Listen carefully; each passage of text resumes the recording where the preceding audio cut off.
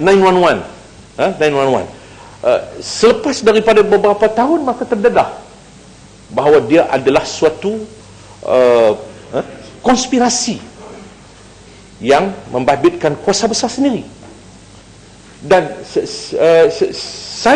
sebab itu saya katakan bahawa perlu dilihat, sebab berbagai-bagai spekulasi apabila kita tidak dapat nak lihat dalam konteks apa yang kita bincangkan pada hari ini.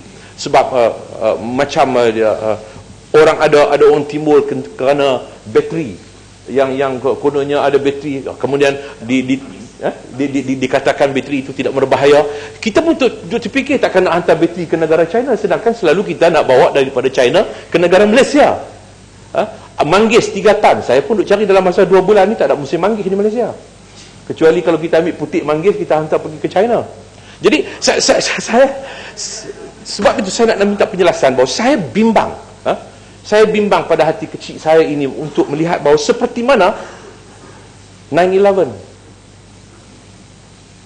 Sebab ini soal percaturan politik ini. Jadi sebab itu soal politik, soal keselamatan serantau ini khususnya perlu dilihat oleh Kementerian Luar, dan seharusnya Kementerian Luar harus lebih melihat perkara ini kepada suatu memperlihatkan, menggambarkan bahawa ancaman yang sangat serius kepada negara kita. Sebab kita tidak mau nanti bahawa ianya akan dikaitkan kononnya ini pusat teroris dan sebagainya. Dan hari ini pun kalau kita lihat bahawa ada media asing CNN cuba nak mengaitkan kapten itu sendiri dengan teroris dan sebagainya. Jadi sebab itu saya lihat bahawa saya bimbang apa yang saya katakan tadi Tan Sri, bahawa ini adalah satu pakatan konspirasi yang memang cukup licik lah, sehingga kita sendiri tak dapat nak mengetahui apa kesudahannya. Satelit sendiri pun tak dapat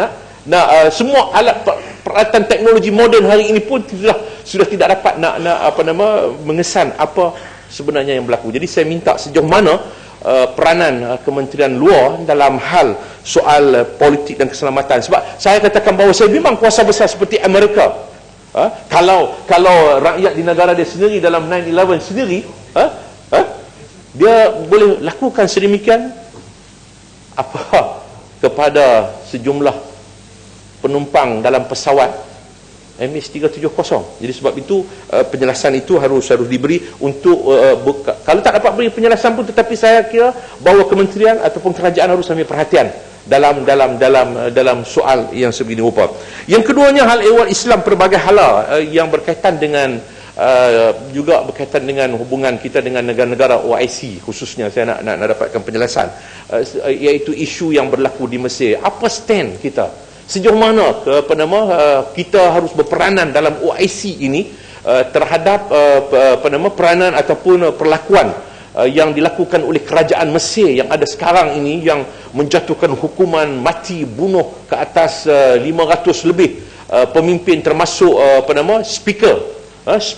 bekas speaker Parlimen Mesir sendiri, dan Mursyidul Am Ikhwanul Muslimun, dan juga aktivis mereka dan sebagainya. Jadi apa peranan Malaysia? Sepatutnya bagi saya bahawa Malaysia harus mengeluarkan satu kenyataan yang lebih tegas, untuk menunjukkan satu sikap kita sebagai pemimpin kepada negara-negara OIC, negara-negara Islam, supaya menunjukkan bahawa satu kewibawaan kita semua. Jadi sebab itu saya minta bahawa kerajaan perlu mengambil langkah-langkah untuk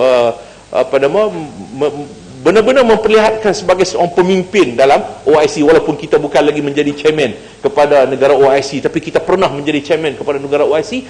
Kalau kita nak tunggu negara-negara lain, siapa lagi yang dapat diharapkan?